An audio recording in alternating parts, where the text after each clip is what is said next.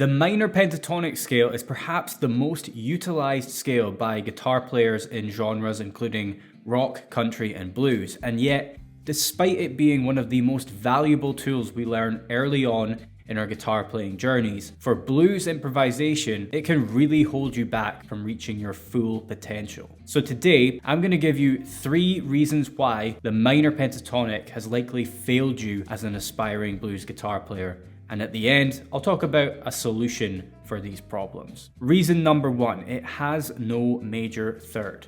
What's a major third? Well, look at this major bar chord. You see that note on the G string? That's a chord tone called a major third. It's the note that makes a major chord sound major. The other type of third, known as the minor or flat third, is the type of third that you will find in a minor chord. The standard 12-bar blues progression is most often played using dominant 7th chords, which you can think of as a major chord with an additional chord tone called a flat 7th stacked on top. So the dominant 7th chord still has a major third within its structure, and there are 3 of them in your standard 12-bar progression. These 3 chords are typically referred to as the 1, 4, and 5 chords. For example, for a blues in the key of A, the 1, 4, and 5 chords are A dominant 7, D dominant 7, and E dominant 7. Now, when we're talking about blues improvisation masters such as Robin Ford, Josh Smith, Joe Bonamassa, Matt Schofield, the reason why they are able to play solos that sound like they are highlighting the 1, the 4, and the 5 perfectly every time is that they are all hyper aware of where the chord tones for each of the 3 chords are found on the fretboard, regardless of where they are.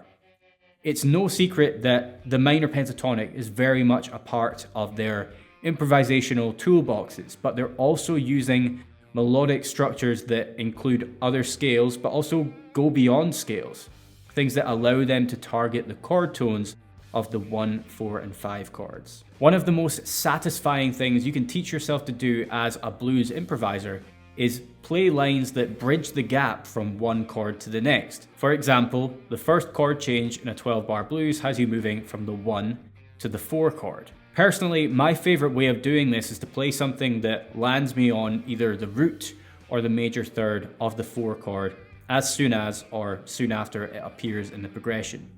Why just those 2?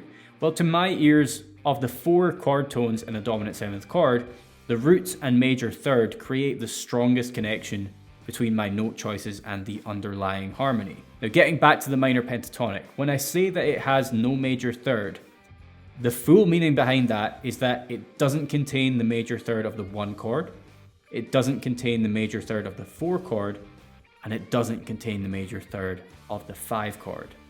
It does contain the root note of each of the 3 chords, but if your approach to blues improvisation is solely based on the minor pentatonic, you are leaving that money note, the major third, on the table. For example, here's a lick that takes you from the 1 chord to the 4 chord in a blues in the key of A. Over the 1 chord, A7, I'll be sure to highlight its major third. And when the 4 chord appears, I'm going to end my lick on its major third and then root note.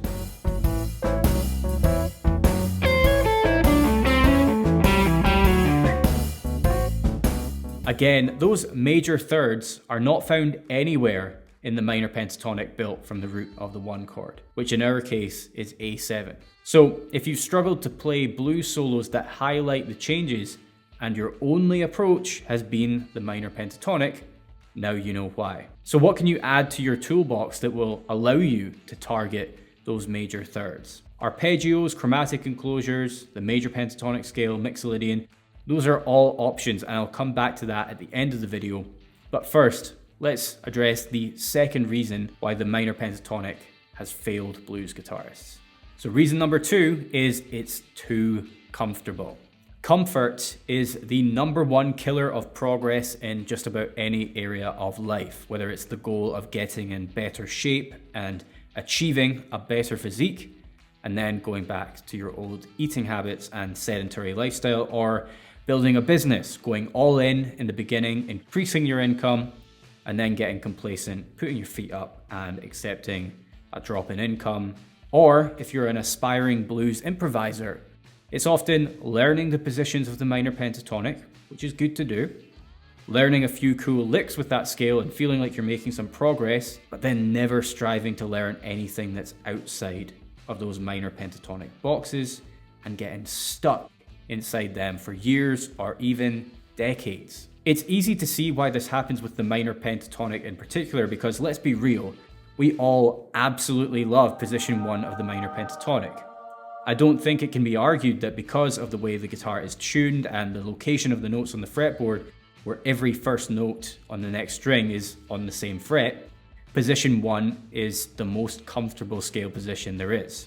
I'm sure many people watching this video are out gigging somewhat regularly, whether professionally or for fun. And on these gigs, you probably play solos that are improvised. And during some of these solos, you've probably thought to yourself, you know what, I actually don't want to play the minor pentatonic lick that I typically always play in this part. Let me veer off the beaten track and see where I end up. What often happens is, if you don't actually know any soloing approaches outside of the minor pentatonic, you make a complete arse of yourself by landing on some truly sour notes that expose the fact that you have a lack of knowledge when it comes to navigating blues chord changes and the fretboard in general. If you've been in that situation, speaking from experience, I know how comforting it feels to go back to the safety net that is position 1 of the minor pentatonic and shred some repetitive licks that you've played 1,000 times before after having just humbled yourself on stage. Now, the problem there is not the scale itself.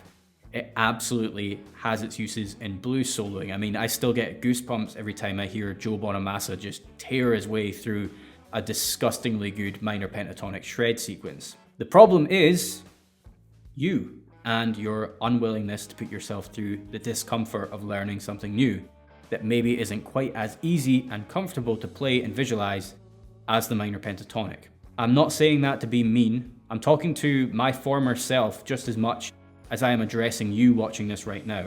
It's human nature to stick to what you know, to stick to what's comfortable and safe, especially in today's world. But like many inspirational quotes rightly point out, growth is found at the end of your comfort zone.